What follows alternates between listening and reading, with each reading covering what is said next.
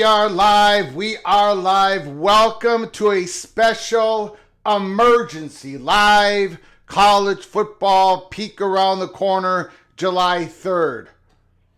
The dissolution clause,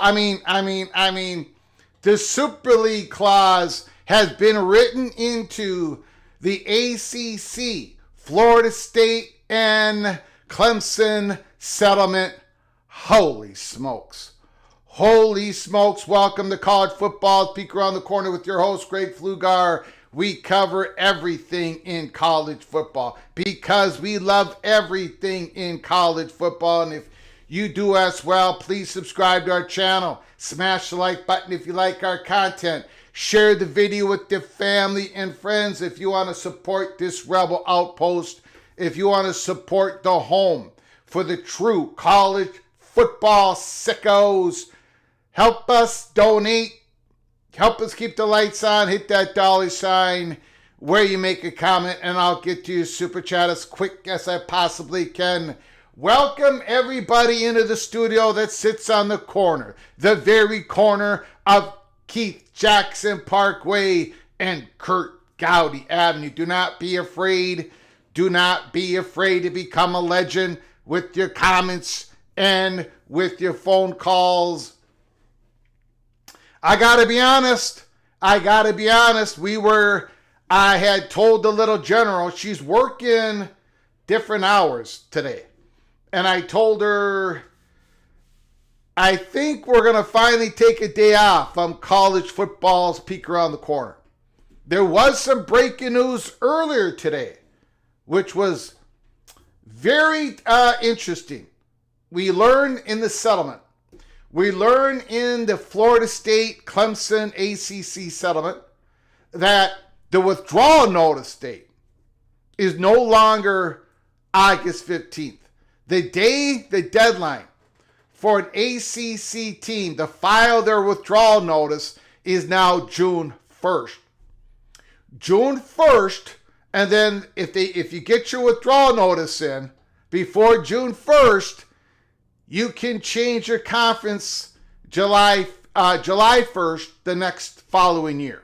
It's no longer August 15th. It is June 1st. So there's not going to be any ACC members leaving the ACC conference for the 2026 football season. So the ACC conference is going to be like it is unless they expand in 2025 and 2026.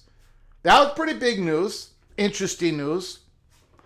But then the great Matt Baker from the New York Times, The Athletic. Breaking news. There is a Super League clause written in to the settlement. So this live show, we are only, because we weren't going to do a show today, to be honest with you. But we had to come on. This is huge. We're going to go through it. We're going to go through it together. And then we're going to open up the phone lines a lot earlier than we usually do. I'm not doing a spotlight on any football team. I'm not covering any other news except for this Super League exit clause that was written into the settlement. You remember yesterday we did a live show and we talked about that clandestine phone call. So when this breaking news happened with Matt Baker, I made a couple of quick calls as I was running around in the studio, setting up for an emergency live show, a show that all of you college football sickos deserve. The answer I got back was a parallel track. In other words, and we've talked about this before, all these institutions are lining up all their different options. And for the ACC, North Carolina, these schools are lining up their options on what they're going to do. We keep saying here at Peek Around the Corner, it is fluid. Nothing is settled. Nothing has been settled. Nobody's got an invitation. We're not even close. But there's a lot of action going on. A lot of cloak and dagger. The short phone call that I had after this live breaking news, what this is that Matt Baker broke in this settlement, I can't believe I'm going to say it.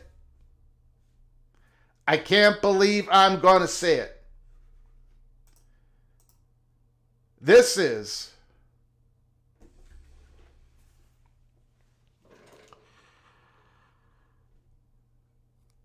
the dissolution theory. Did anybody hear that? What did I say?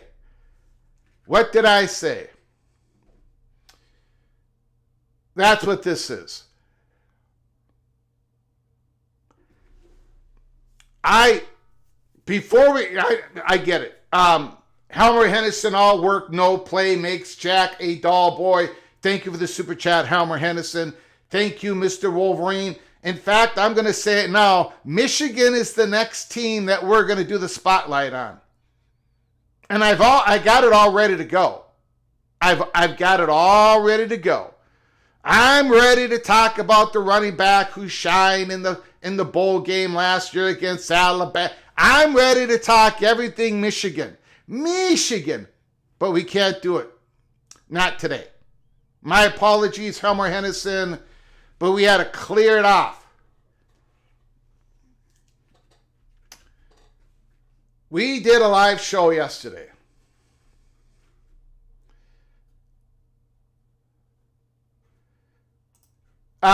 Nothing is settled yet. You keep saying confidently that the SEC will invite UVA. What I'm saying, Chris G., is North Carolina is the number one target to the SEC. The number one target to the SEC.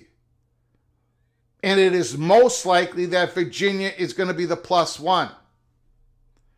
We've also said nothing is imminent, nothing is settled, nothing is done. I've been saying that since June 15th of last year. I do not know why it is so difficult for so many to actually listen and comprehend what I'm saying. Now, I did predict North Carolina, Virginia, Florida State, and Clemson to the SEC. I also said I got about a 1% chance of getting that right. Why is that? Well, because nothing is close to being settled. We talked about how North Carolina, they've got a lot of different interests at that university. One of the major interests is keeping their friends very close, not to separate themselves from those in the state of North Carolina and elsewhere on Tobacco Road if they can help it. There's a lot of, so no. That's my prediction, but I do not say it with any confidence. Not at all. Not at all. But that's my prediction because I think that's the most likeliest.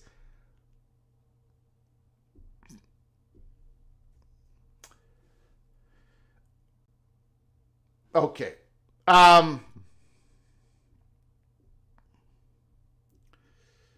What happened in North Carolina, Virginia, having to take North Carolina State and Virginia Tech with them?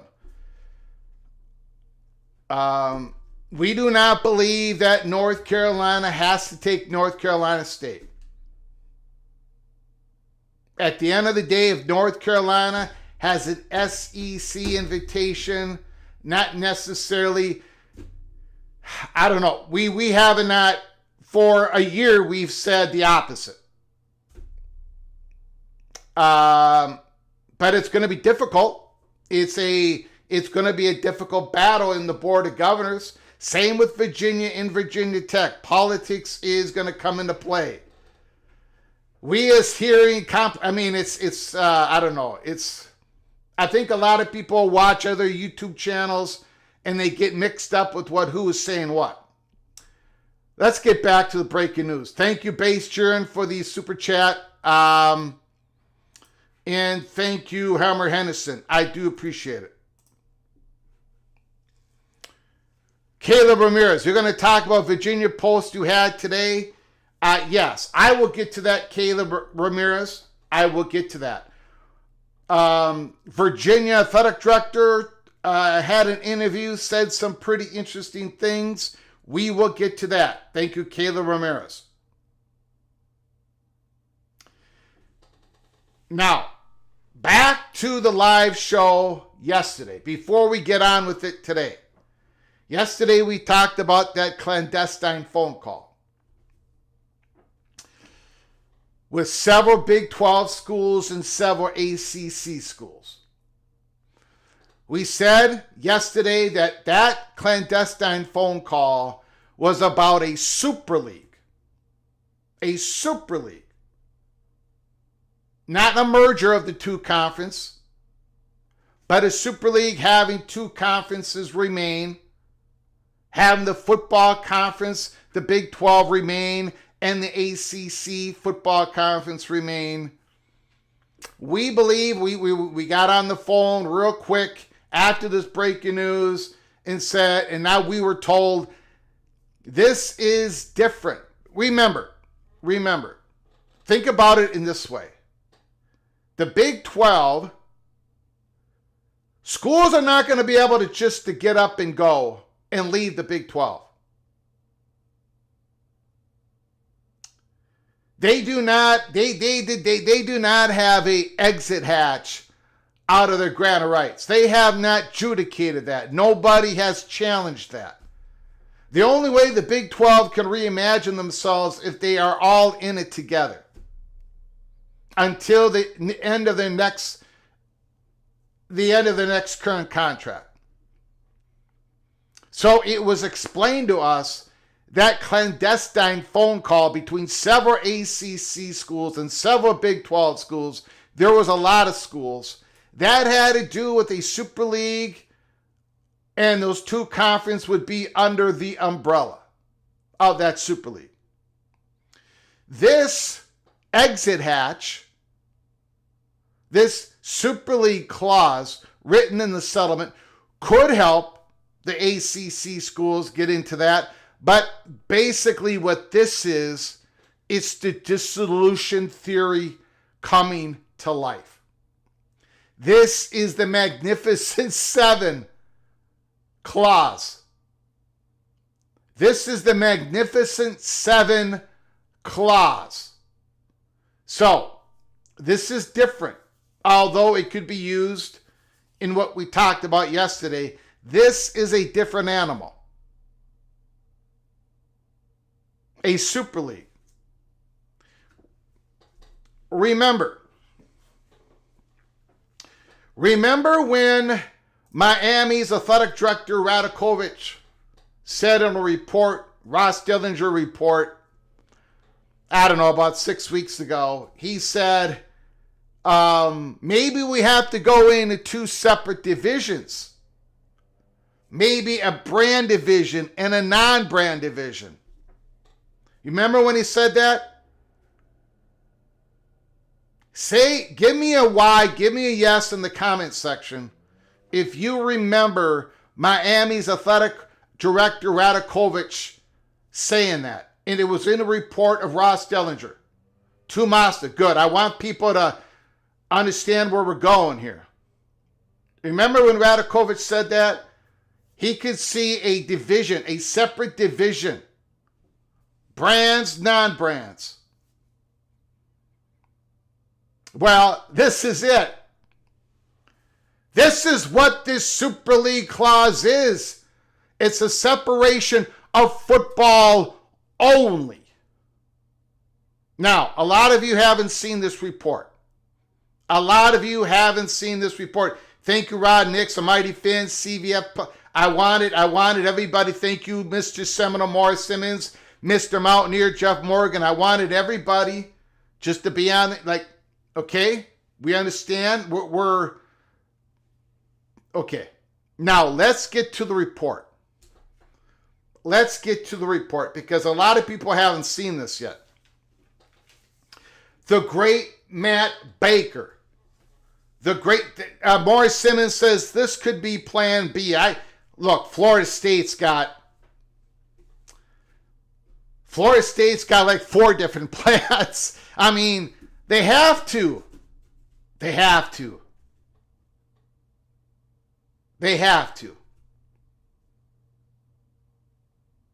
Florida State has to have a whole bunch of different plans. They're gaming everything out. So is Clemson. So is Miami. North Carolina has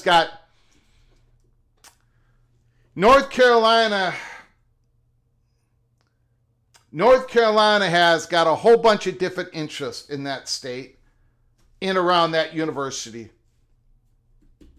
They got the Board of Governors to deal with. They don't want to separate from Duke. There's a lot of stuff going on. And they're turning over every single rock. And this clause, the Super League escape clause, is probably going to involve private equity, private capital in some form or another. But wait till you read this report. Buckle up, brace for impact. Buckle up, brace for impact. The great Matt Baker. This was just an hour and 20 minutes ago. The ACC's legal settlement with Florida State, Clemson, reveals The dissolution theory, the Super League escape clause.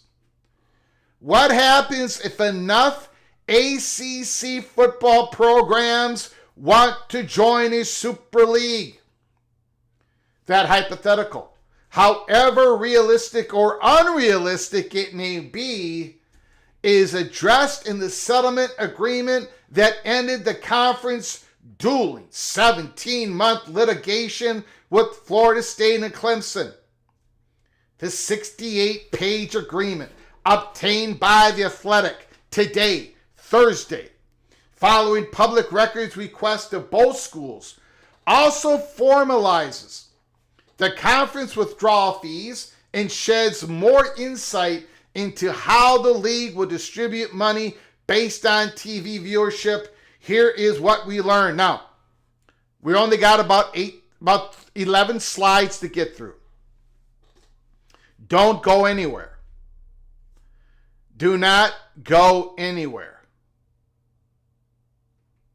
Be patient. We're going to go through the high points of the settlement.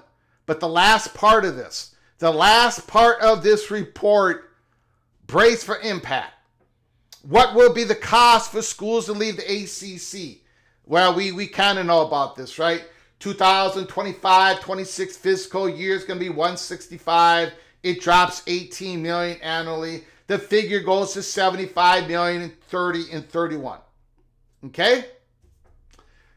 Just wait till you see the money involved when it comes to the Super League clause. Again, buckle up. Crucially, departing schools keep their future TV rights. If those rights had remained with the ACC, Clemson and Florida State would have added significantly less value to a new conference, such as the SEC of the Big Ten. But if you leave the ACC, if you pay that check, if you write that check, you will obtain your own rights to your media rights, and now you become valuable to the Big Ten or the SEC. Okay? The ACC's exit deadline also changed, as we mentioned earlier in the live show. Schools must file a notice to withdrawal by June 1st to leave the league 13 months later at the end of next June. The previous date was August 15th. So you got to file your notice of withdrawal on or before June 1st to be able to get to a new conference July 1st of the following year. So there were no schools that filed their notice of withdrawal before June 1st. Therefore, the 2026 football season is going to have the current ACC schools in them. Okay? 2025, 2026, and we got until June 1st of next summer. Well, that's not even summer, is it? Next spring, June 1st of 2026. If you want to be in a different conference in 2027, Clemson, Florida State, North Carolina, Miami, you got to file a notice of withdrawal before June 1st of 2026. So the deadline has changed. The deadline has changed. How will the ACC schools split their money? The notable change is with the revenue from the league's multimedia contracts. The first 40% of the money from sources will be split evenly among the schools. Of the remaining 60%, 3/4 will be distributed based on football TV viewership, and 1/4 will be based on men's basketball viewership. Other details were redacted and claimed as trade secrets. And the ACC is the first conference to use TV figures. We don't have to go through all of that. The agreement specifies that Notre Dame, the Fighting Irish, an ACC member, but Football Independent is not eligible for football viewership distribution unless it joins the conference in that sport. Clemson and Florida State must both approve of any future changes to the ACC's financial payouts. So Clemson and Florida State, if you're going to rearrange the deck chairs on the ACC ship, if you're going to rearrange the chairs, you're going to have to, Clemson and Florida State are going to have to both approve. Both approve. What about the Super League? What about the Super League? Here we go, guys. I would call this the dissolution theory. It has come to life. This was the last thing that the North Carolina Money Perch told us, I don't know, about 6 months ago. Last time we got any information from him, he said the dissolution theory is back on the table. This is what this is. What about a Super League? Officially called an option of limited withdrawal. It is the juiciest part of the agreement and new information, regardless of whether it's feasible. Suppose at least 6 members want to leave the same sport to join a single sport league, conference, or other association along other schools. In that case, they'll owe $75 million or 50% of the current withdrawal figure, whichever is greater. In practice, that would allow Florida State, Clemson, Miami, North Carolina, and a few other top programs, the Magnificent Seven, to leave for a Super League in football while remaining ACC members in basketball, baseball, and every other sport.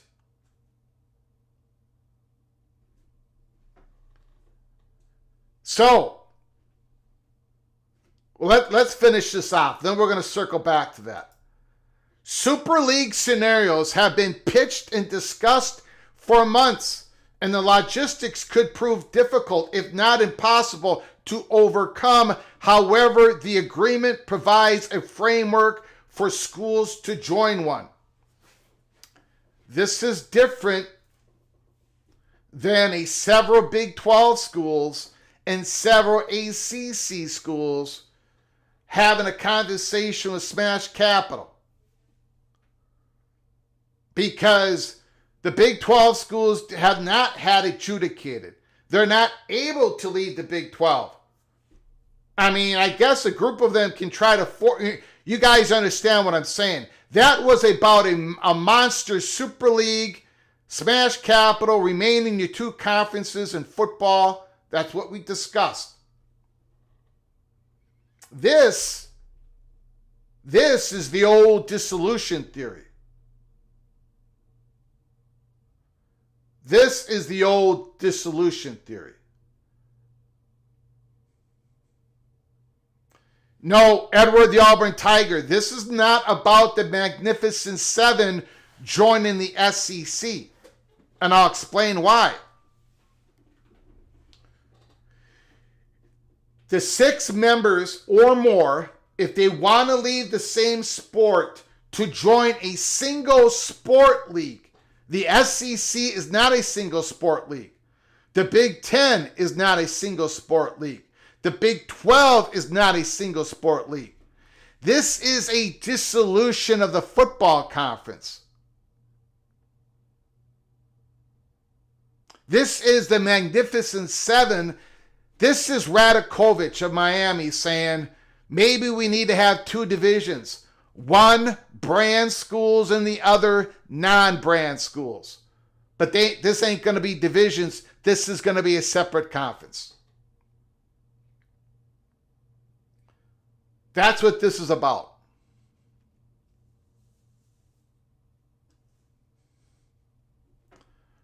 This is the Super League. This is the dissolution theory, in part, coming to life.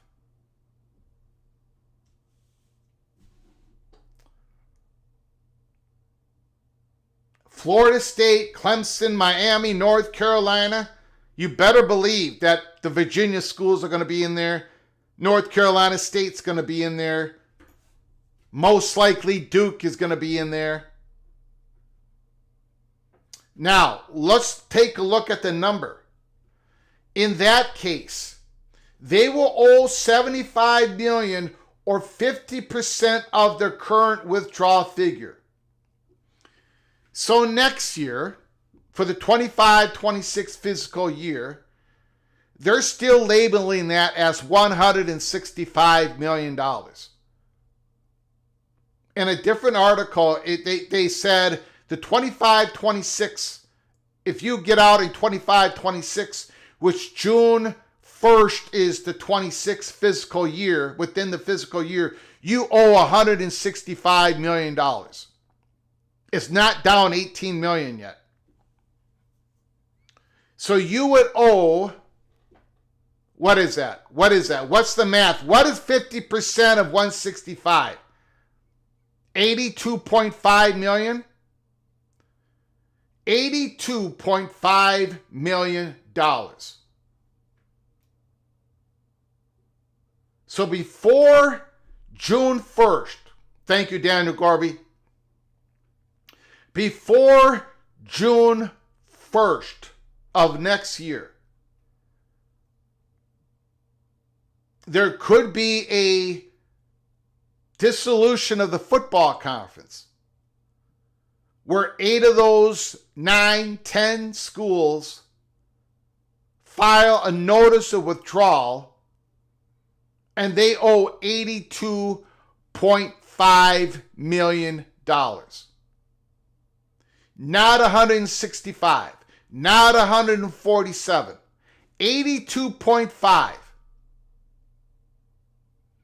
And you got to believe that there is going to be some sort of equity capital investment in this if this goes down. Let me know. Now again, this is obviously an option, right? They got it written in there for a reason.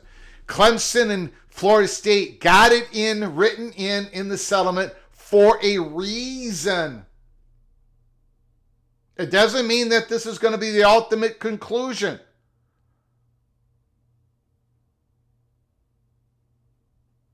It doesn't mean that at all.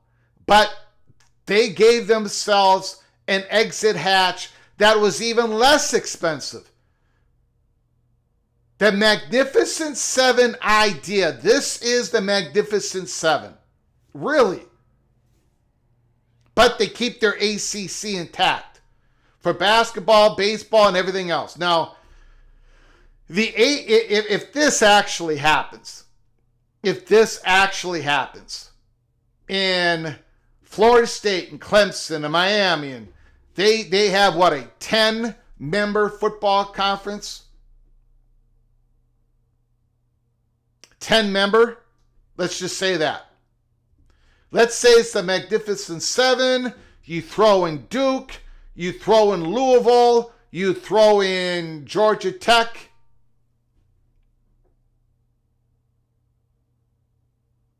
You have your 10-member football conference. What happens to the other ACC schools? What happens to their football program? They're going to remain the ACC while this new 10 team, or whatever the number is, they're going to form a different conference. And their baseball, basketball is going to be played in the ACC, but they're going to form a whole new name, brand. What happens to Stanford and California football? Would they be invited into this new Super League? Would Notre Dame insist on it if this all happens? Wild speculation, wide open today. Give me a call, put it down in the super chat. Wide open speculation. What are the chances of this happening instead of North Carolina going to the SEC? Florida State and Clemson going to the SEC? I do not know. I do know this. Nothing has been settled. Like I've been saying every single day on this live show. A lot of action. We say it's fluid. We say that for a reason. The talks with the Big 12 schools, that was for something different. At least that's what we're being told. And we did a live show on it yesterday. And if you think about it logically, how would a Utah separate them? Let's not use Utah as an example. How would a Kansas, a Texas Tech, an Oklahoma State, how would they separate themselves from the other Big 12 schools to join this Super League? They really can't. I mean, they can, but they're going to have to go in the court. I mean, they're not ready. They can't do it. Not now. But the ACC schools can. One of the reasons why the people that talk to us believe that that clandestine phone call was about a bigger project possible. It's only the second time they've met. They're dreaming big. Big old Super League with 2 full conferences. This exit hatch, this Super League clause is something different. This is the dissolution theory coming to life. What a remarkable breaking story today. Written into the settlement. $82.5 million. And then the next year, it's what? 70. If you're going to do it, if you're going to do this, if the dissolution, I'm using 10 schools. You can, like 9 conference game, 10 schools. You can say 12. You can say 8. Whatever number you want to come up with. I'm just using 10 to be consistent. If they're going to do this, if Florida State, North Carolina, they've gotten enough information from the Big Ten, they've gotten enough information from the SEC, for whatever reason, politically, North Carolina don't think they can pull it off. For whatever, a whole bunch of reasons play into this, right? Florida State, not the number 1 targets for the SEC. They know that North Carolina is all divided up and they want to stay close to their brothers, sisters in the conference. If they decide to do this, don't you think it would happen before June 1st of this year? There's another thing going on here. Of June 1st of next year. If they're going to do this. But there is another storyline that's happening. And that is the SEC forces. They want North Carolina, Virginia. So North Carolina has a bunch of different interests at Chapel Hill. And you know they're turning over every single rock. What is the best option? They've got the 4th largest law firm in the country consulting them on this conference affiliation. That law firm is nestled in Virginia's campus. You had a Virginia athletic director in an interview earlier today. Let me show you that.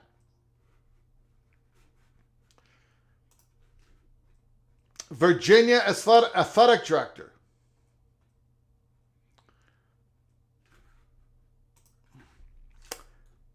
talking inside Virginia athletics with Carla Williams, the athletic director, John Freeman and Jerry Capone.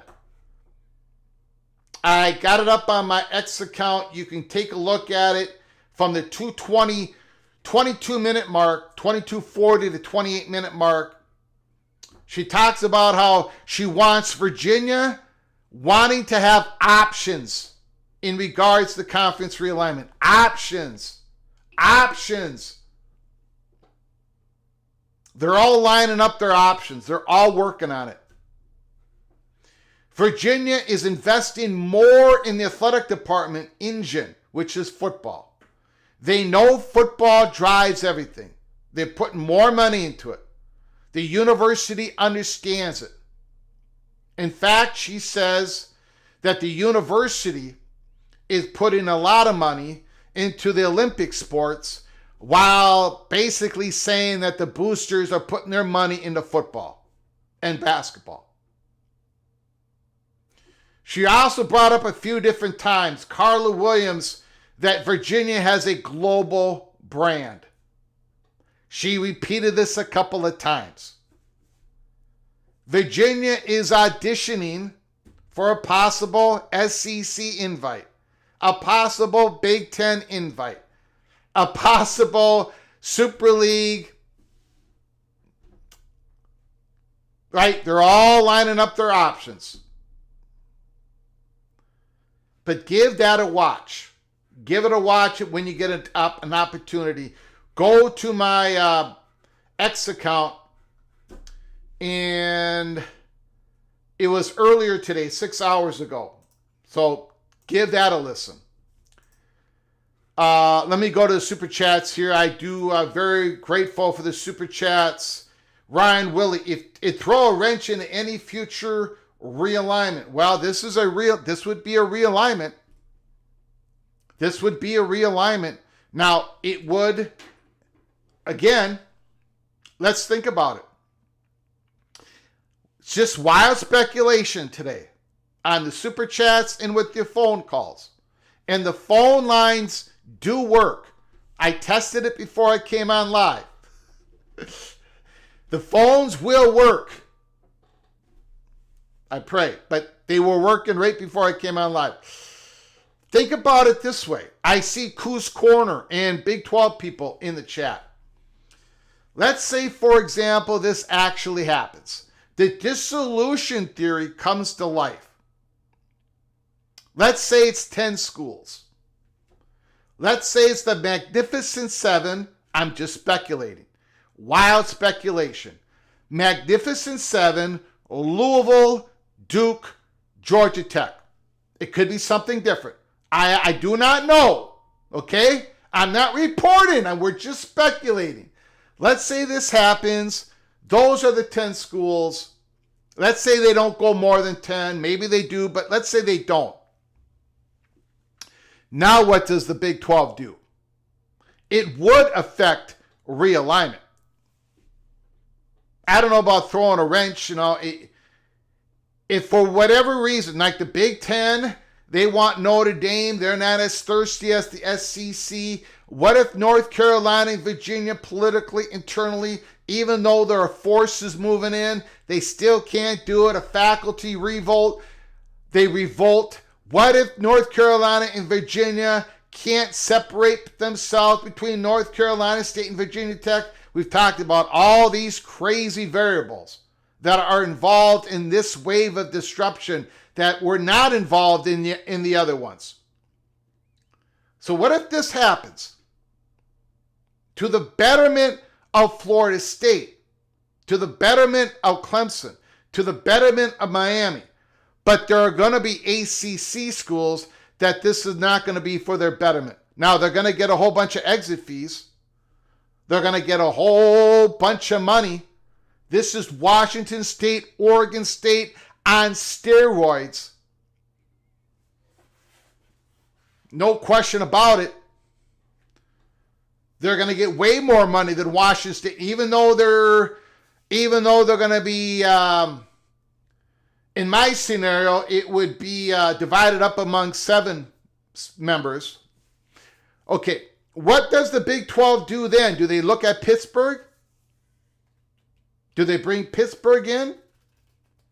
Backyard brawl, West Virginia? Do they bring a Syracuse in and then just bring on UConn in? Let me know, Big 12. Let me know what you're thinking. If this dissolution theory actually happens. Expedition Greg, thank you so much for the super chat. Thank you guys for helping us keep the lights on here. I do much appreciate it. Derek Myrie says Pittsburgh, Louisville, and Syracuse. But what if Louisville is, what if Louisville is in the dissolution? Because you got to think they're school number 8 or 9. But I could be wrong. I could be wrong. Yes, we just went through that.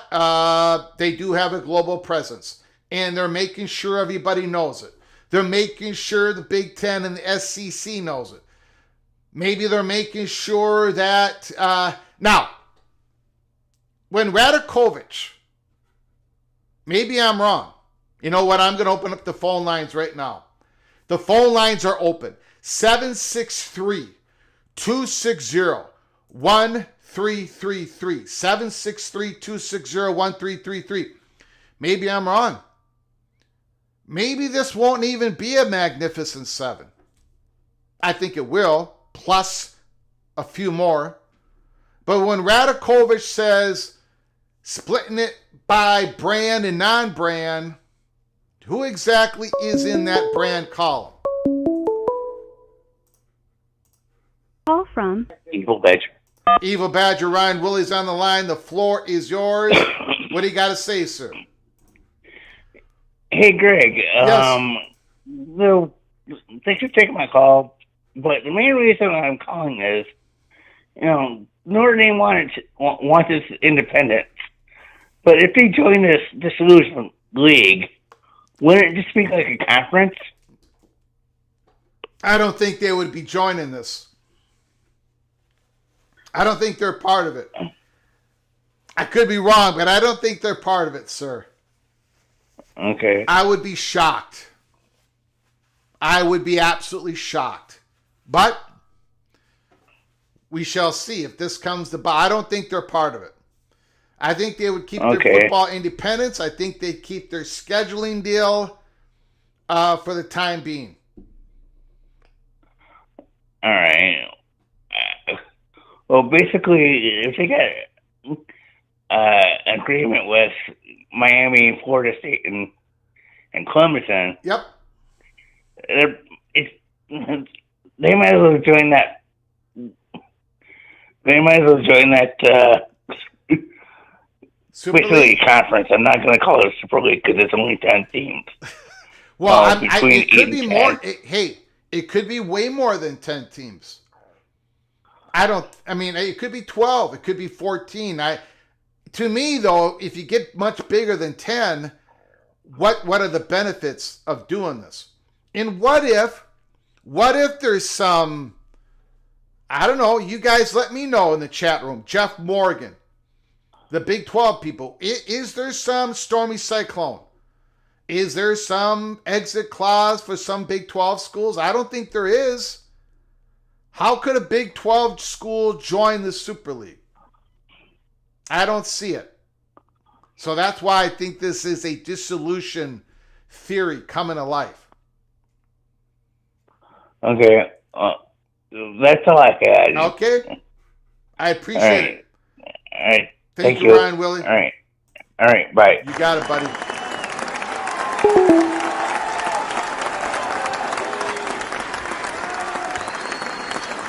Notre Dame sports are in the ACC. Absolutely. It sounds like the ACC, like if a Super League happens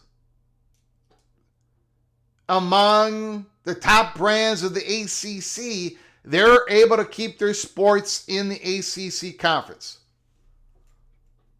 I really don't think this has anything to do with the Big 12 schools. I could end up being wrong. Somebody let me know. Somebody tell me, Greg, you're wrong.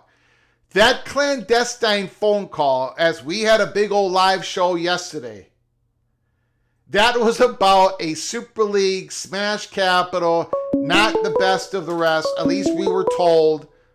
The Big 12 schools can't even play in that sandbox. That's what we were told. This is the dissolution theory coming to life. Call from Ryan Thomas. Ryan Thomas, the floor is yours. How you doing, sir? Breaking news. No breaking news, or do you seriously have breaking news? Because it seems like you always do when I call. So I'm literally pausing to see it. No. I'll let you know. I'm sorry, sir. I know. I'm a jerk. No. No, I'm a jerk. No, you are not. No, you're not, Greg. Okay. You are a fine American. Got it. And a fine gopher. If things weren't so crazy, I wouldn't be so rude, right? But things are crazy, so I'm rude. Go ahead, sir. Yeah, I think this right. I think Plan A is for Florida State, Clemson, and North Carolina to try to get into the Big Ten or SEC. That's Plan A. Mm-hmm. I think Plan B is a smash capital option, working with the Big 12 and doing some sort of scheduling agreement and having some sort of tiered revenue split out. I think what you just talked about is Magnificent Seven. That's a separate Super League. That's Plan C or D, and I think that has a very, very, very big uphill fight, Greg. I think that, first of all, the Big Ten, SEC, and Big 12 and the networks have no incentive to play with that league for playoff bids. They have no incentive to include them. They have no incentive to do anything for them. And, and if the SEC wants North Carolina and UVA, then they're going to undermine Plan C or D. And likewise with the Big Ten. But. Now, I get it. A lot of people disagree with me. That's fine. But when I'm talking to Ryan Thomas, I gotta talk in this. I gotta let him know what I believe in. Okay, but if you guys, I get it. A lot of you can disagree. The SEC does want Virginia and North Carolina, but what if? And I know this sounds crazy, but what if it's just too murky? What if North Carolina cannot pull it off among their board of governors? What if the SEC says yes to North Carolina, but we're not going to do North Carolina State? What if there's too many hurdles to jump for Virginia and Virginia Tech? What if the SEC, they can't get enough presidents to get Florida State on board? What if it just doesn't work? Even though the presidents want it, what if it doesn't work? Now it's between Plan B and Plan C. And you got to admit, though, it's written in the settlement. This would have a lot of hurdles, but one of the hurdles is I don't think is going to be a legal hurdle. I think they're going to be able to do this if they want to do it. Yeah, but $82 million is still $82 million. And, if Smash Capital is willing to do something, and they need critical mass, meaning they need kind of quantity or numbers, right? I think Plan B is a lot more attractive because it means that nobody has a cash outlay of $82 million. These guys, keep in mind, like you said before, these guys are struggling to, even though some of these schools are getting upwards to hundreds of millions of dollars of getting $100+ million in distributions. A lot of that money's already spoken. But I don't think this happens without some sort of third-party money coming in, right? Yeah, but third-party money, Smash Capital doesn't want that to happen. They want Plan B. They want the critical mass of everything. Mm-hmm. So that's why I think, because Project Rudy didn't leave anybody out in the P4, and that's what Smash Capital's pushing right now. And and nobody as of yesterday or as of Monday, nobody in the Big 12 has an out from the grant of rights. Yeah. And that's Yeah. going to be an expensive proposition. Yes. And I think just pulling together the Big 12 and the ACC in some sort of, like you mentioned yesterday's show, and doing that and having a tiered revenue situation is a lot easier solution than having to try to split out with a 10-team conference that's going to involve a lot of lawsuits, a lot of bad feelings, and a lot of money out of the pocket. Mm-hmm. I mean, so that's why I call this Plan C. Got it. And it might just be there as a feel good, because I still think the other schools like Wake Forest and others still realize this is an existential threat right now to them. So, I mean, maybe they agreed because it's unlikely. But at the same time, Sankey's working. He's working. Yeah. And I do think the reality is I don't think that UNC and UVA get full freight without Clemson and FSU as part of that going to the SEC. Mm-hmm. And that has to be very clear to the SEC presidents, and very clear to ESPN. And what happens in the state of North Carolina, I have to come back to this one thing: is sure there's lots of petty private things, but ultimately, if you want to give the Board of Trustees at the University of North Carolina a cause of action against the Board of Governors, one sure way to do that is to basically be negligent in your fiduciary responsibility.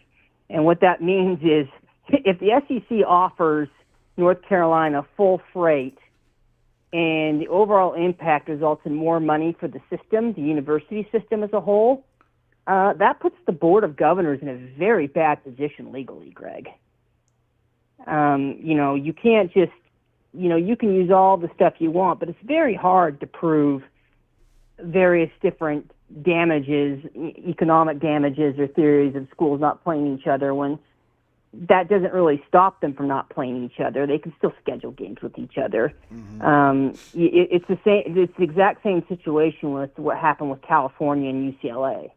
And so I think ultimately, in the end of the day, that argument still flies. And I know people want to flex their muscles and they want to be tough and they want to feel like they can make it, feel like that they can control everything. But at the end of the day, it didn't stop the Texas legislature with all its Baylor. I know they're private, but with all its Baylor and TCU and Texas Tech alumnus, it didn't stop them from moving. It didn't stop, the Oklahoma State legislature from letting Oklahoma separate from Oklahoma State. I mean, this is sort of money matters, and I think brace for impact. I think that's all I have to say. But great show as always, Greg. Just beware of snaky, or snaky. See. You got it. Take care, bye. Appreciate it.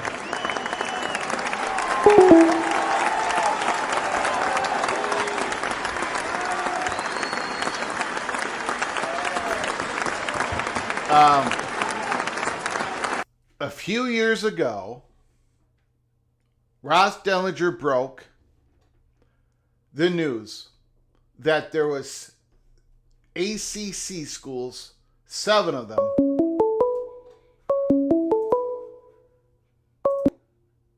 from Morris Simmons.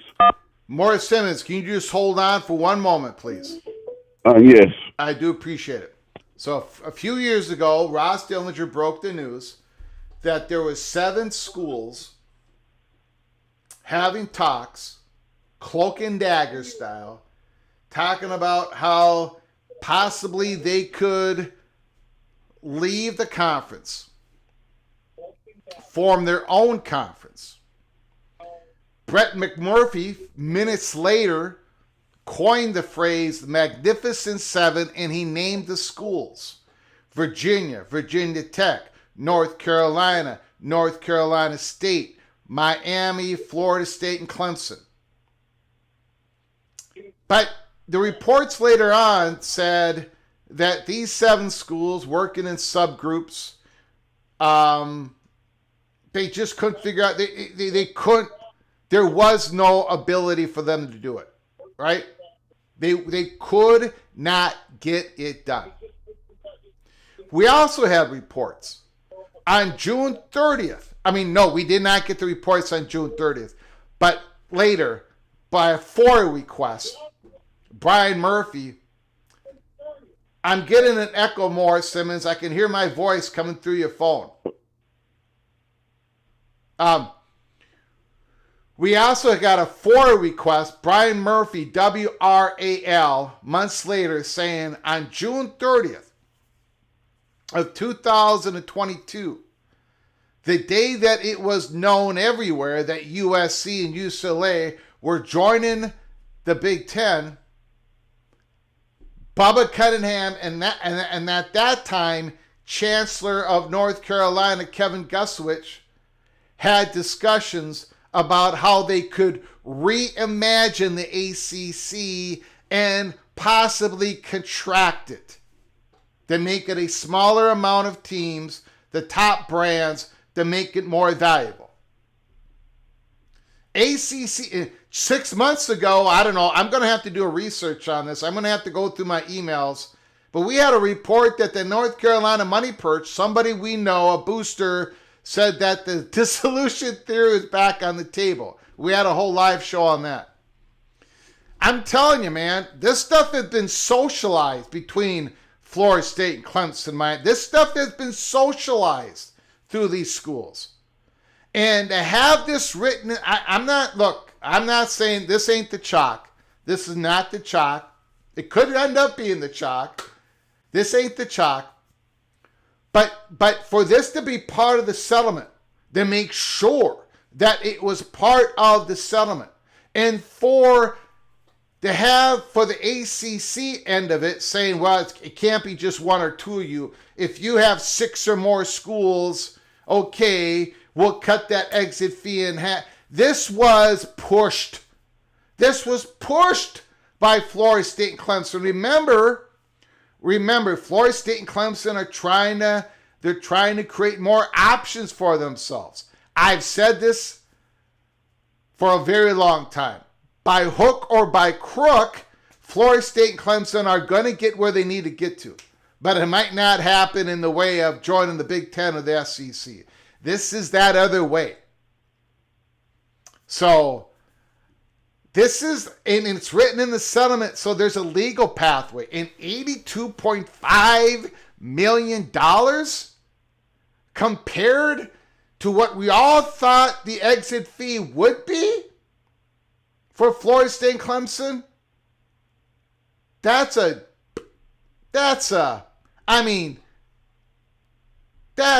to get out from the ACC gore that's written to 2036. You could get out in 2026 by paying $82.5 million, and you get to keep some of your friends with you, and you might like a deal that some third-party money's coming after you. You might have a streaming deal. There might be other gifts to open up if all this happens. I ain't saying, but I'm saying that I think this is a viable pathway. It's actually in the settlement, for God's sakes. It is unbelievable. I have said Florida State and Clemson won a smashing, massive victory. I called it a massive victory seconds after they reached the settlement with the ACC. It is even a bigger victory. Why? Because they have even another option. And they don't have to battle the legality of it. They don't have to battle the money part of it. $82.5 million, and it's going to be, what, 77 the next year? This is a massive victory. It gives out options, and you can see why North Carolina, holy smokes, they have got a decision to make, because this is a way to keep their friends with them. Because if North Carolina says to Clemson and Florida State, we need Duke to be with us as well as North Carolina, Florida State and Clemson are going to say yes. Of course they are. You need more than 7 schools. You need probably at least 10. Morris Simmons, thank you, Mr. Seminoles, for your patience. Thank you for calling. The floor is yours. Thank you for having me, Greg. Like I had said several times on your show when I have called in, and I agree with you on most of the things that you have said about Florida State, that they will find a way, right along with Clemson, to get where they got to go. And that's true. Yeah. Now, one thing I have said and posted on your show was a possible plan B from what I was hearing. And I used to tell people it's a lot of money being poured into Tallahassee, and that you have to be on the ground to see it, to understand where things are going. Yes, do we want to get to the Big Ten? Yes. But if we can't, then it is a plan B in motion. It's a lot of things that's being worked on behind the scenes. So when this came out, I remember this report that came out, but I dismissed it, but then it came back up when I talked to someone that I know, and it said, look, everything is on the table. So when they say everything is on the table, so it is a plan B on the table. And this right here is it. So one thing that could possibly come out of it, and I'm not going to discount the Big 12 schools. I'm just leave that there. I'm not going to discount the Big 12 schools, because I could see a possible 4 Big 12 schools probably coming over. Now, that's just speculation. But I do know with the other schools in the ACC, and the reason why I see that North Carolina could stay on board and NC State and Virginia is because you look at the investment in North Carolina, the state of North Carolina, which is the home of the ACC, and the amount of money going into North Carolina. They don't want to have that way. Okay, now we got to go to the SEC. If we go to the SEC, okay, things are not going to be the focal point in North Carolina like it have always been. Tobacco Road. Yes, sir. Yes, sir. Great point. Great point. So that, right. So on that point, and once again, you're going to look at political. You're going to look at some political on that front too, because it's a lot of investment, and they want to keep it somewhat centered.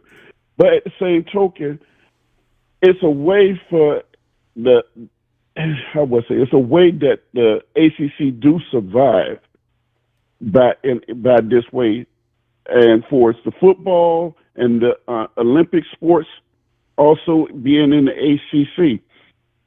Yes. I always tell people, you got to think outside the box. What I'm amazed at, there's a lot of quote unquote smart people, but they're not thinking outside the box.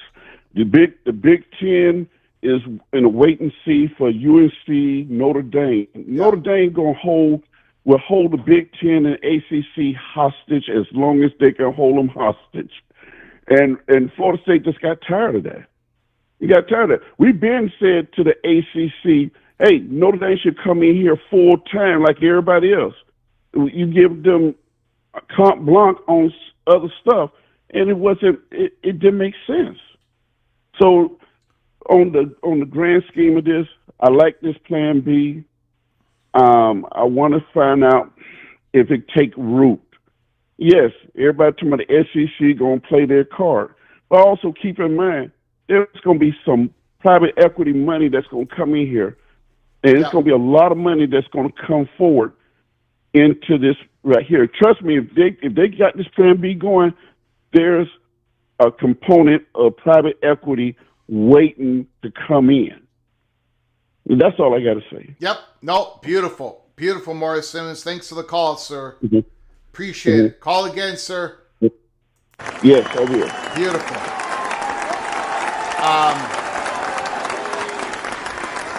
And Morris Simmons reminded me of, and I should have brought this up. Again, if you want to call this Plan B or Plan C for North Carolina, Florida State, what this would do is keep North Carolina at the center of, the decision making in the conference that they're at, which they've always enjoyed.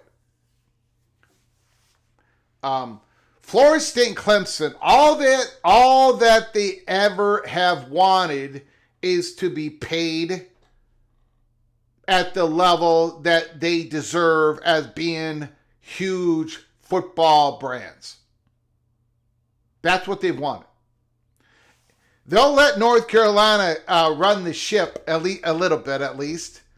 But Morris Simmons is correct. If North Carolina went to the SEC, they're not going to be running anything. And if they go to the Big Ten, it's just natural. But they can still be Tobacco Road in this new football conference. It's going to be, if it happens, it's going to be a single sport league, and it's going to be football. And their basketball is going to still be in the ACC. So the ACC network is still going to have the basketball, the baseball. They might even have some of the football. Maybe. And then what does a Boston College and a Syracuse and other schools in the ACC, what do they do? Where do they go? Do they form an ACC football G7 conference?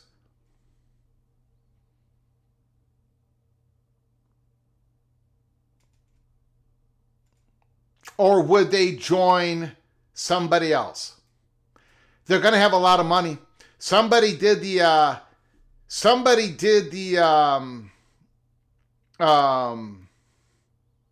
what was the payout? $82.5 million. What if it's $82.5 million? Well, that'd be $825 million in exit fees if it's 10 teams. $825 million divided up by the other 7 teams. That's a lot of money, man. Stanford in California, what would they do? Would they go back and join the Pac-12? Or would they be interested in joining the Big 12? Or would the Big 12 even be interested in taking on Stanford in California? And what about SMU? Is SMU part of the Super League? If they decide to go that way? Would SMU tell Florida State and Clemson and whatever deal you make for the next 6 or 7 years will still take $0? And whatever media company is paying this new Super League, you can have our cake and eat it too for the next 6 or 7 years, but you got to let us into this new Super League. The phone lines are open. 763-260-1333. 763-260-1333. Now, SMU would, they got some disadvantages, of course. I mean, they weren't even around when the Magnificent Seven started to socialize about this. Wild you don't think the Big 12 gore is ironclad as most think. The TV deal's up in 2030, a lot sooner than the ACC. When Utah signed, it negotiated exceptions on the 99-year agreement. So we're going to have this conversation that maybe there could be 4 Big 12 schools.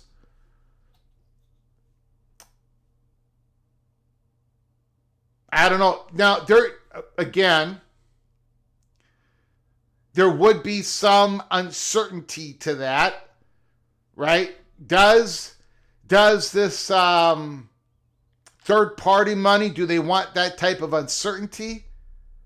Does Florida State and North Carolina is this about adding Big 12 schools?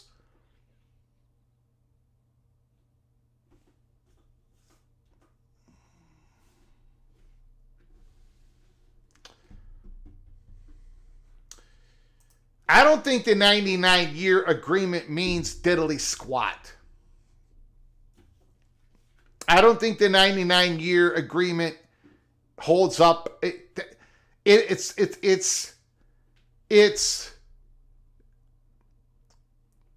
the difficulty is getting out before your current media rights agreement ends. For example, if there are 10 or 8 ACC schools that leave,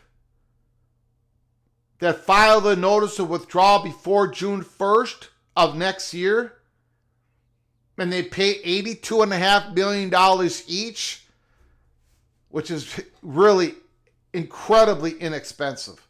I know that's still a lot of money, but compared to what all of us believed, $82.5 million, to get that type of agreement in the settlement.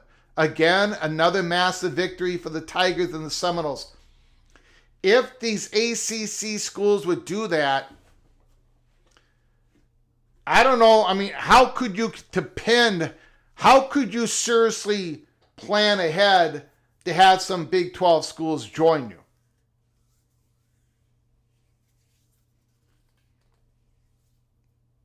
Interesting. The phone lines are open. 763-260-1333. Rod Nix, this is about survival. Again, I do not know how I don't think that this is what it's about. Helms Light, if the new conference takes 10 or 12 Big 12 teams, I don't think Florida State and Clemson would be interested in a whole lot of Big 12 schools, to be honest with you. Remember, they're trying to form a new conference to extract as much value as possible. In other words, Florida State wants Florida State, Clemson, and Miami to be have a highest potential percentage of the value of the conference among those 3 schools. The more schools you add, now you start defeating the purpose of forming the conference in the first place. That's why I think this would be an 8 or 10 league, 10-team conference. Call from Movie Time Blues. Movie Time Blues is on the line. The floor is yours. Thanks for calling, sir. Let's remember that the Big Ten and the SEC are also negotiating with private equity and private capital. I don't know if the SEC is negotiating. I think they're still in the taking in information stage. The Big Ten might be negotiating. But go ahead, sir. Okay, so I mean, you look at what the state of the conferences are today.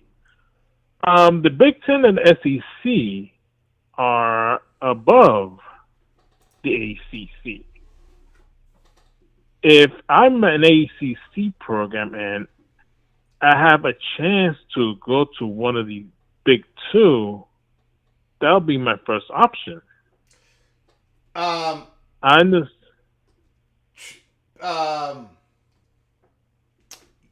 Yes, except there are political, cultural issues at stake. Like, there's a lot of there's a lot of ties that bind among North Carolina, Duke, North Carolina State, Virginia, and Virginia Tech. So yes, on paper, and only on paper, the going to the SEC and the Big Ten would bring more value to your front porch of university, but there are other things to consider. So that's why they created this other option. Go ahead, sir.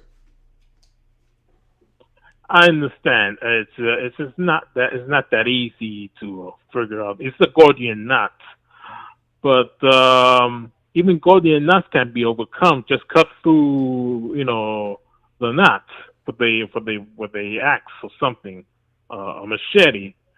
And I think Sankey knows what's the deal in those two states, Virginia and North Carolina.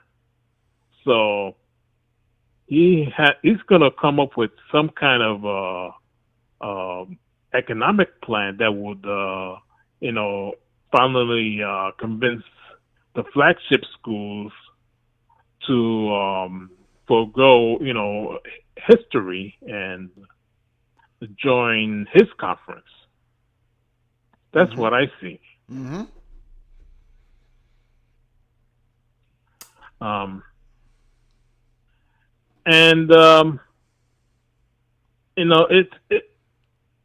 These are where all these rumors and speculation. It's usually what. Let's recall the Pacopolis back in 2 years ago. There was all this kind of speculation about whether the Pac would stick around as a 10-team conference, whether they could expand by 2 to go back to 12. There was all these kinds of rumors floating around, and ultimately they couldn't stick it together. Mm-hmm. Whether that happens in the ACC will depend on a lot of factors, but I think the enrollment decline plus the changed political situation is going to be much more of an irresistible force than even 2 years ago. Yep. Yes. Yep. The enrollment client. A student apocalypse is a big factor in all of this. No question about it. And that includes even the biggest universities. That includes the SEC presidents. Anything else, sir? Let's go back to the reconstituted PAC conference. Now, the situation with UNLV, would the Pac-12 be willing to wait, let's say, 5 years before they try again? Oh, I don't think.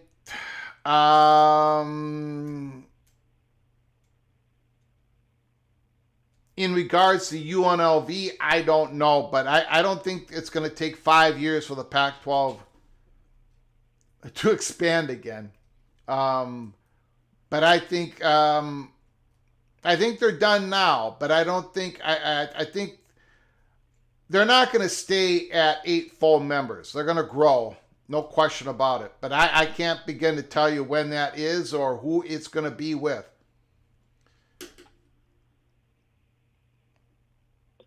Oh, I forgot to tell you.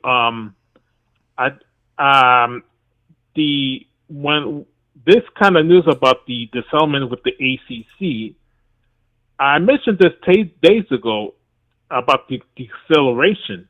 This is another impetus of accelerating the process, because if you said that it's going to be this a 18-month period where the SEC could convince Virginia and North Carolina to join. Yep.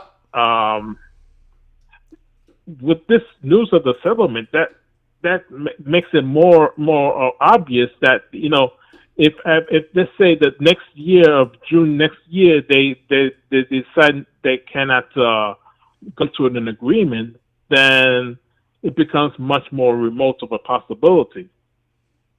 Mm-hmm. After 26. Yep. Yeah. So we're looking between now and June of 26 for the SEC to make that move. That's what I'm looking at. Yeah, I think I don't think this. I think it's all going to come to a head in the next 18 months. However this goes, I don't think we're going to be. I don't think the people are going to wait to pull the trigger in 2030. I think it's going to be late 2000, early 2026, or very early 2027. All right, that's it for now. All righty, man. I do appreciate it. Thanks for the call, sir. Sure. Beautiful.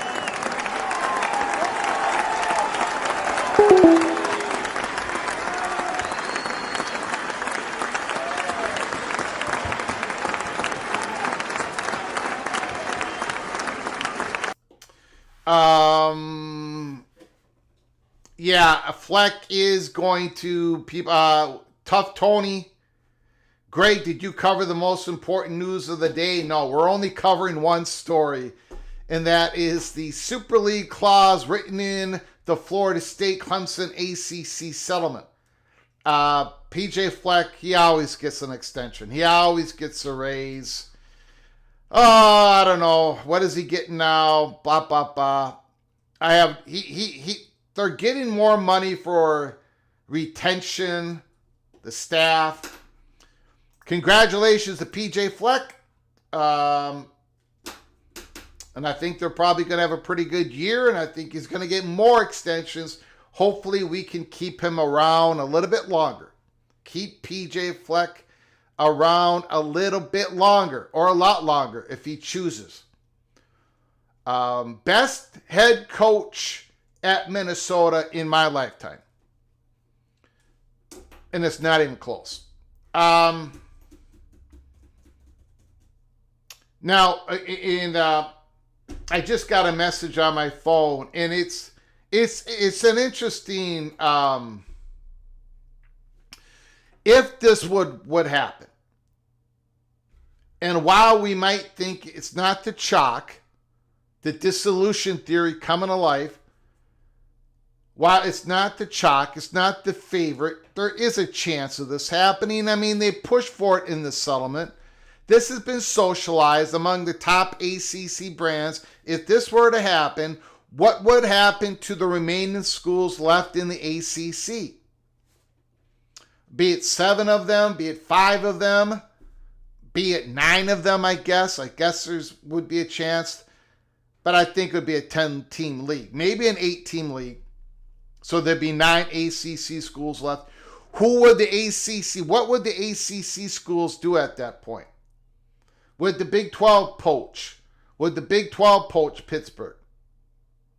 If the Big 12 poached a few ACC schools, what would the remaining ACC schools do? They could backfill with the Tulane, with the Memphis, with the UConn, with the Southern Florida, with the James Madison, with an Old Dominion.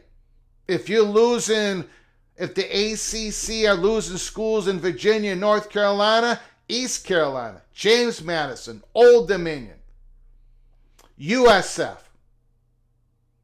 that would be most likely your new ACC conference. If all this was going to happen. And again, I know a lot of people are talking about the Big 12 and this Super League. Would this Super League involve Big 12 schools? Like I said on my live show yesterday, I think we believe that clandestine phone call had to do with pretty much everybody in the Big 12 and the ACC. having a Super League umbrella over those two conferences. But this is a separate track. Now, maybe we'll get some reports. Maybe I'm going to sit back and poke and prod and try to figure out. But for the life of me, I do not see a Florida State, Clemson, a North Carolina, a Virginia Tech, a North Carolina State. I don't see those schools sitting there and going, well, how many Big 12 schools should we add? At some point, you start, it would only be a few of them. A couple of them, maybe 4 at the most. And who would they be and how would they get out of the conference? I think it's more simple to say this is a dissolution theory track. What's going on? From Lewis. Ooh, Lewis is on the line. The floor is yours. How you doing, sir? What do you think of the big news? Holy smokes. Well, it's more speculation than news. Absolutely. But, first of all, happy birthday, America. Yes, happy sir. 4th of July. What a wonderful time of the year. And You got it. so the way it sounds to me is it's a backup plan, because if you look at the numbers, the ACC's numbers are pretty good this year. They're getting money from the ACC network. I think they can almost afford to pay Florida State and Clemson whatever they would make in the SEC or the Big Ten, or can get pretty darn close to that without having them have to leave. That's going to come at the expense of the lower schools, the Boston Colleges, the Wake Forests, but they're still going to be better off financially getting what they get than if they were somewhere else. Yes, sir. And I really think this splitting of the league is a plan B. Now, they might do some things with scheduling to ensure better matchups for the TV partners, but splitting the league, that's not, I mean, even if you go to dissolution, there's going to be litigation if you do this. The schools that are left out are going to sue, even if they say they can dissolve and even if it's part of the settlement. I mean, it's just because it's not set which schools there are, how are they being determined, who's determining them. I just think that it's something in place to be leveraged as an option so that the schools at the top can get the revenue sharing, the unequal revenue sharing they need to stay on par with the SEC and the Big Ten schools. And that's what I think it is. I could be wrong about that, but having this separate football league within the same conference, it sounds short-term, wonky, and just not good overall. I mean, the Big East had the basketball and the football, and you saw what happened to that. And any kind of solution like that would not be long. And on top of that, I don't think the SEC and the Big Ten are in a hurry to expand. I mean, the SEC is sitting here with 8 of their 16 teams are solid brands, and they bring in great revenue. They have good television matchups every year, just splitting the pie 16 ways. I don't think they're in a hurry to expand. I don't know that the Big Ten is in a hurry to expand either. And so what I think this is, the ACC through unequal revenue sharing might be able to keep Florida State and Clemson happy because they are bringing in a good amount of revenue. It will come at the expense of the lower schools. But if it does happen, I don't think the Big Ten, the Big 12 should be coming out and fishing for schools. I think basically the schools that are left out of the split, if it happens, if they're unable to sue, they just will be a lesser conference. But again, it just doesn't make sense because they have all kinds of obligations as a conference to each other. How does that work? How do you have a second-tier football school and yet they're playing basketball in the same conference? I just don't think it'll work. But what I think it does set up, the reason it's set up in the agreement perhaps, is to give leverage to say, hey, if you don't give us this, we're going to do that. And it leaves that option on the table as a way to get Plan A, which would be unequal revenue sharing, but all the teams still in the same conference, not having this very wonky situation. So that's what I think it is. I could be wrong, but that's what it sounds like to me, looking at it from afar with obviously no inside information. Yeah, I can see it being implanted in the settlement as a future leverage piece because they got what they want when it comes to the unequal revenue, right? Florida State and Clemson. Well, it's going to change over time, though, because the revenue, they want to keep par with the two schools, and we don't know what that's going to look like in 28 or 29. Yeah. we know what it looks like today. We don't know what that looks like in the future. And so that's where I think it goes. But it is a mess, by the way, because, if North Carolina just splits and leaves NC State and Duke, well, Duke politically won't matter, but Duke and North Carolina, that is a very valuable rivalry. Yes. And for that not to be played anymore would really, really hurt, because it's college. Still gets the highest ratings of any college basketball regular season game all year. Absolutely. The Duke Carolina game. It's so, but they will not play each other if they split. I'll guarantee you that. There'll be a lot of bitterness, and I don't think it's easy for North Carolina to split politically. I don't know if the SEC, if the numbers even work. They want North Carolina. I don't know though that'll happen. It might happen at some point. But the SEC's in a really good spot. They're in a strong spot. They're the most powerful conference. Mm-hmm. They are dictating things. They have the best. What they don't have is the best TV contract, but they will get that the next time. The Big Ten actually has a better TV contract. The SEC has 8 solid brands out of 16, and I just think any other additions are dilutive. They don't need to add anybody. They'll do it if it makes sense, if there's some other reason, if it changes the leverage in college football. They're not just going to do it to do it. So I think this whole thing, it's smart to include it as an option, and it's been mentioned, but it might happen, but it only happens if Plan A fails. I see it as a Plan B, and I don't think that's the ultimate goal, because if that's the case, that doesn't last for long. At some point, it'll just mean more instability. I think people do want to ultimately get to stability and not be in a temporary situation. That's my thought. Okay, Greg, well, have a great 4th of July, and I haven't called in a while, but it's good to talk to you. And beautiful, enjoy Louis. your holiday. Look forward to your information. Thanks. Thank you, sir. Whoops. Louis, legendary caller. Thank you, Mr. Duke Blue Devil. He might be right. Maybe this is just a leverage piece in the settlement for future pull and tug between the top brands of the ACC and the rest of the schools. But this was socialized before all that.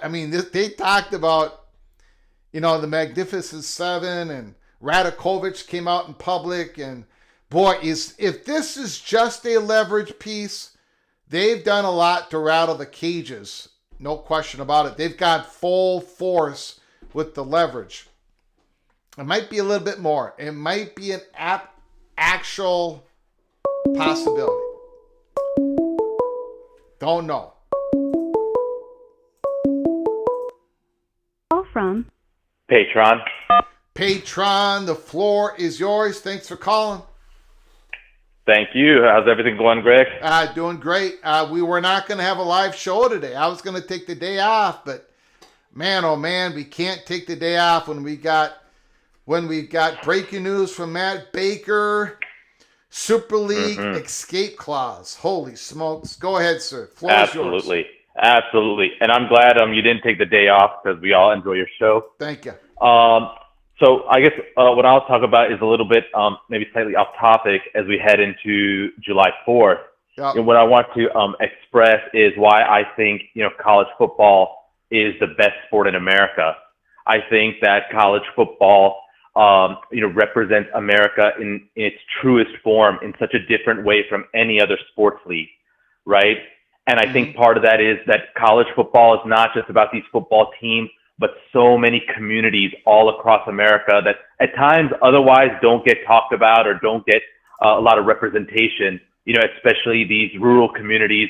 Everybody can have a team to sort of cheer for, right? There's so much richness in the history and the tradition and culture. And, whether it's celebrating like the unique parts of America, like the unique flora and fauna, like the Buckeyes or the Horned Frogs, right? Nowhere else in the world has these kind of things. Whether it's about celebrating the native inhabitants, like the Seminoles or the Hawkeyes or the Utes, whether it's about celebrating, the rich military history of America, right? Like the Minutemen, UMass Minutemen, or the Tennessee Volunteers, or even, some of the more sordid elements of the history, like the Rebels and the Tar Heels, right? It celebrates the people of the soil, like the Mountaineers or the Sooners. And it celebrates, these unique parts of the great American economy, like the Cornhuskers or the Boilermakers, right? Yep. You know, I don't think any other sport in America represents America and American culture as great as Exactly. college football does in terms of the history and the tradition and the pageantry. You know, I think college football has it all. You know, the history, you know, it incorporates everything from, you know, the Ivy League all the way down to the HBCU, you know, all the cross sections of American society. And I think, you know, you've talked about, for example, that the SEC and the Big Ten, you know, they're looking to go to Europe and they're looking to go worldwide, right? And I think, you know, college football then is not just a sport, like an entertainment, but it's a way to broadcast and project American, you know, the greatness and the richness of what real American culture is like in a way that other leagues simply cannot do. Yes. So all that being said, Greg, I just wanted to wish you happy July 4th to your family, to the PATC family. And that's all I got, man. Beautiful. Absolutely beautiful. Great call. Thank you so much, Patron, for calling. A beautiful July Independence Day. Happy birthday, United States. Absolutely correct. College football shows the history, the pageantry, the passion of the United States of America. Every region of the country. Again, yes, the Seminoles, everything from the Seminoles to the Hawkeyes to the Minutemen, everything in between. Absolutely beautiful call, Patron. Thank you for doing that. Thank you for taking time out of your day and calling this show and giving us a great call for the 4th of July. Beautiful.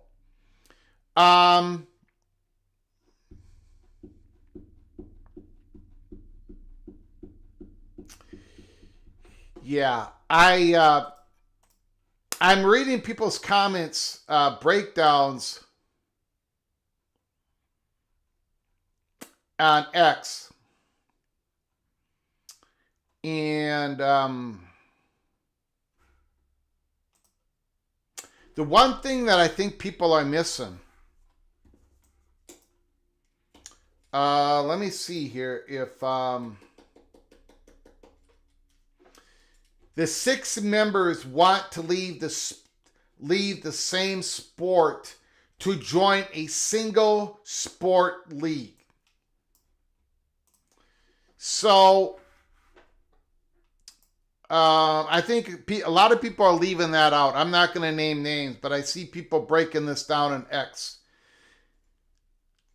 So this would be a single sport league. That is the one way that it would be allowed to happen. You can see the absolute benefits for those top brands in the ACC. They don't. Wow. You can see how they keep their Olympic sports among the ACC. I happen to believe that Duke would be involved in this Super League for a lot of different reasons. If the ACC, if it goes to 10 teams, 8 or 10, I think Duke would be involved. One of the big reasons why I think Duke, among their value, basketball value, and I think the relationship between North Carolina and Duke, there's a lot of, if this would happen, it would involve third-party money coming on in. It would involve some sort of private capital, private equity type of deal, in my opinion. I could be wrong, but I think it would involve that. And I think that would involve Duke because Duke's got a lot of money. They got a lot of people involved in private equity. But anyways, I think Duke would be a part of it. Just my opinion. Again, we're just speculating. We're speculating on 99% of this, but there is 1% that we're focused on, and that is there was a Super League escape clause written in the ACC legal settlement. Something we did not know yesterday. Option of limited withdrawal. You can withdraw, but, as to a one sport league.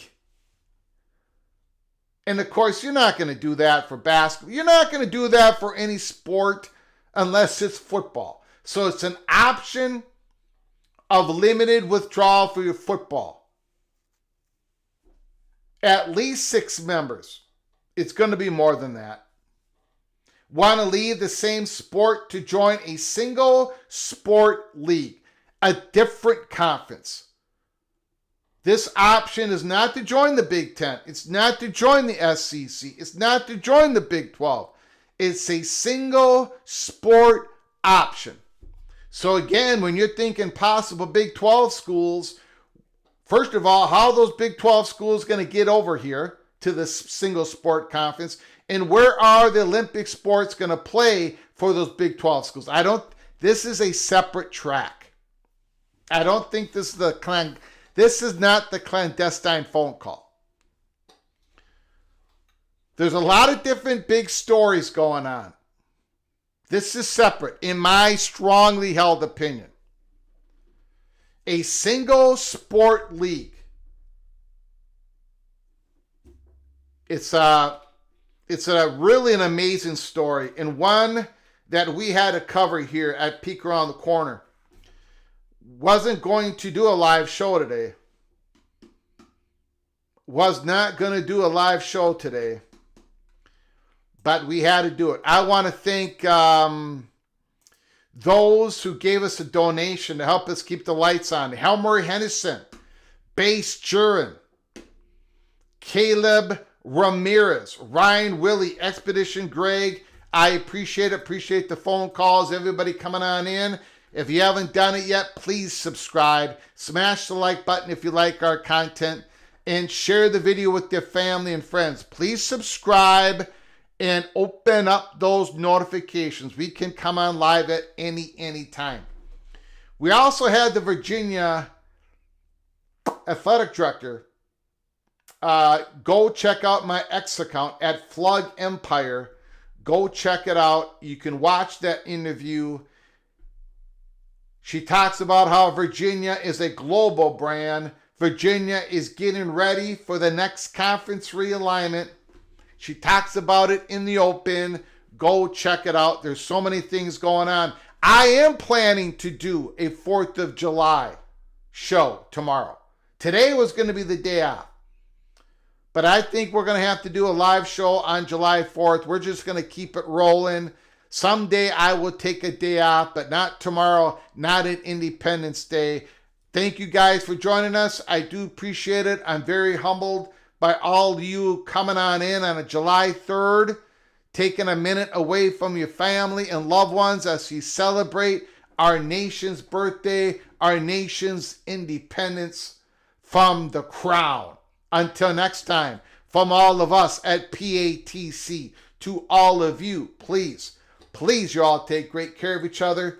Thank you so very much.